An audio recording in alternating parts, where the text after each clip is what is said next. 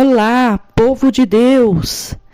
Nesse dia 15 de agosto de 2023, vamos dar continuidade ao livro de Neemias e assim encerrando também o livro de Neemias no capítulo 13, do versículo 1 ao 31, que está escrito assim na palavra de Deus. Naquele dia, leu-se no livro de Moisés ao ouvido do povo, e achou-se escrito nele que os amonitas e os moabitas não entrassem jamais na congregação de Deus, porquanto não tinham saído ao encontro dos filhos de Israel com pão e água. Antes assalariaram contra eles a Balaão para os amaldiçoar, ainda que o nosso Deus converteu a maldição em bênção. E sucedeu, pois, que ouvindo eles esta lei, apartaram de Israel toda a mistura. Ora, antes disso, Eliasibe, sacerdote, que presidia sobre a câmara da casa do nosso Deus, se tinha aparentado com Tobias, e fizera ali uma câmara grande, onde dantes se metiam as ofertas de manjares, o incenso, os utensílios, os dízimos do grão, do mosto e do azeite, que se ordenaram para os levitas e cantores e porteiros, como também a oferta alçada para os sacerdotes. Mas durante tudo isso, não estava eu em Jerusalém, porque no ano 32 de Artaxerxes, rei de Babilônia, vim eu ter com o rei, mas ao cabo de alguns dias tornei a alcançar licença do rei. E vim a Jerusalém e compreendi o mal que Eliasibe fizera para beneficiar a Tobias, fazendo-lhe uma câmara nos pátios da casa de Deus. O que muito me desagradou, de sorte que lancei todos os móveis da casa de Tobias fora da câmara, e ordenando eu, purificaram as câmaras, e tornei a trazer ali os utensílios da casa de Deus, com as ofertas de manjares e o incenso. Também entendi que o quinhão dos levitas se lhes não dava, de maneira que os levitas e os cantores que faziam a obra tinham fugido, cada um para a sua terra. Então contendi com os magistrados e disse: por que se desamparou a casa de Deus? Porém eu os ajuntei e os restaurei no seu posto. Então todo Judá trouxe dízimos do grão e do mosto e do azeite aos celeiros, e por tesoureiros pus sobre os celeiros a Selemias, o sacerdote, e a Zadok, o escrivão, a Pedaías dentre os levitas, e com eles Hanã, filho de Zacur, filho de Matanias, porque se tinham achado fiéis, e se lhes encarregou a eles a distribuição para seus irmãos.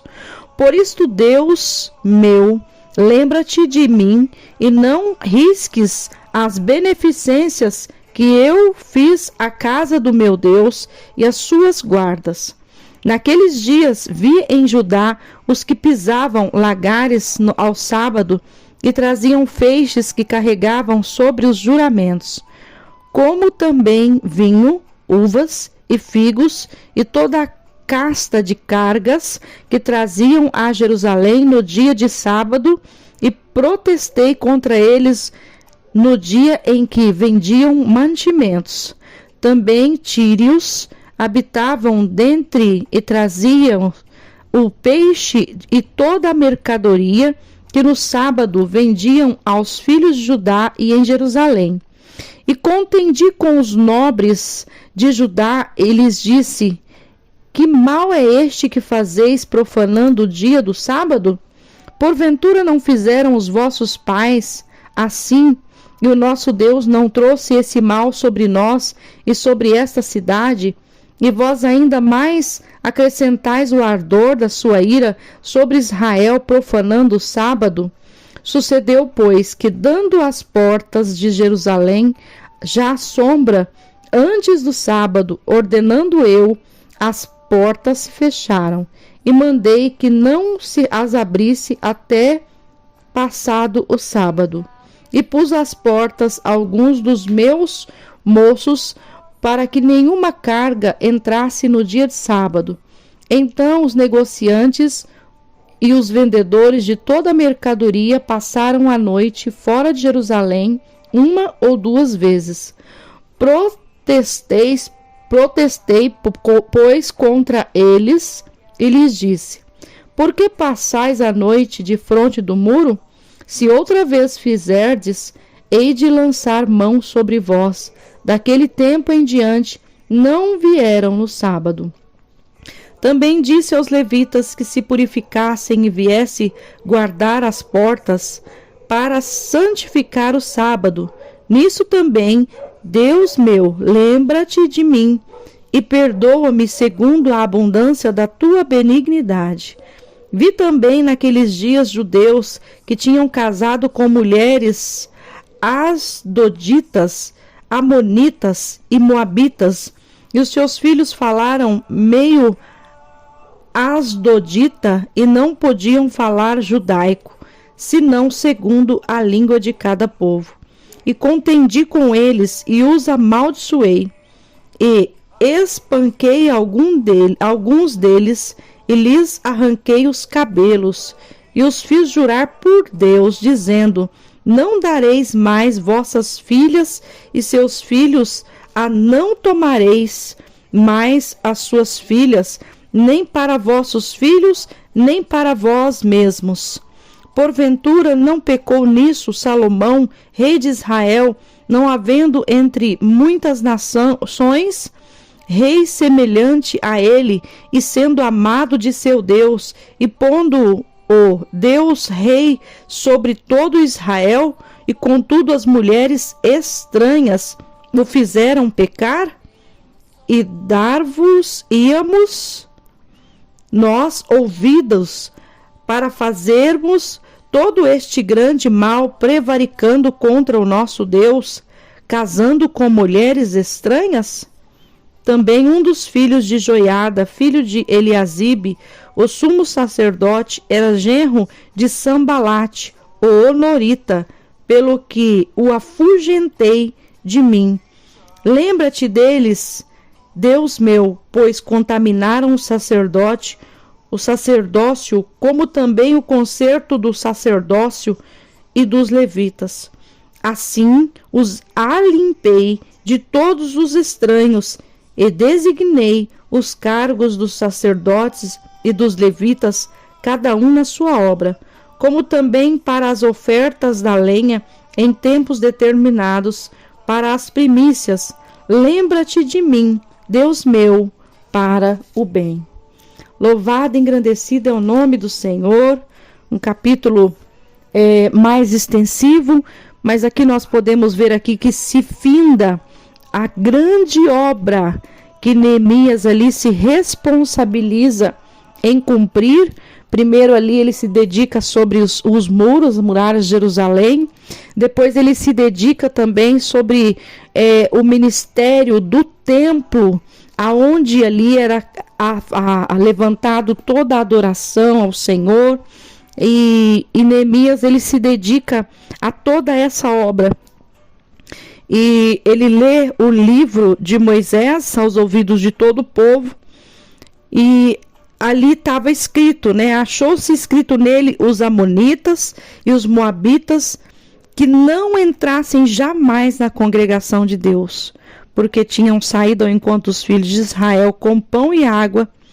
Antes assalariaram contra eles a Balaão para os amaldiçoar, ainda que o nosso Deus converteu a maldição em bênção. Então, primeiro nós podemos ver essa situação aqui, Neemias lendo aqui o livro de Moisés, e não somente lendo o livro de Moisés, colocando regras ali sobre o povo.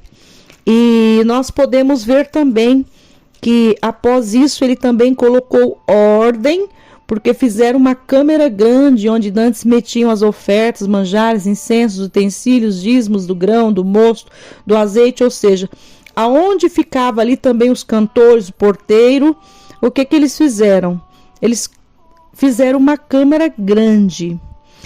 E durante tudo isto, não estava eu em Jerusalém, porque no ano 30 de Artaxerxes, rei da Babilônia, vim eu ter, mas ao cabo de alguns dias, alcançar licença do rei. E vim a Jerusalém e compreendi o mal que Eliasabe fizera para beneficiar Tobias, fazendo-lhe uma câmara nos pátios da casa de Deus. Ou seja, tiraram ali da casa de Deus um espaço onde ficava ali os incensos, os utensílios, dízimo, grão, e colocaram ali uma câmara para que Tobias estivesse ali.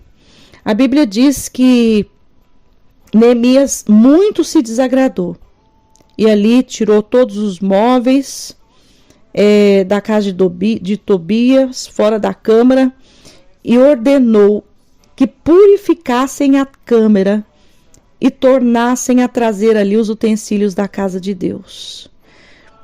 Outra coisa que aconteceu neste capítulo, Neemias também teve que ali novamente ordenar ali, que os levitas, que voltassem para os cantores também, que faziam a obra, eles tinham fugido, cada um para a tua terra. Por quê? Porque os magistrados tinham desamparado a casa de Deus.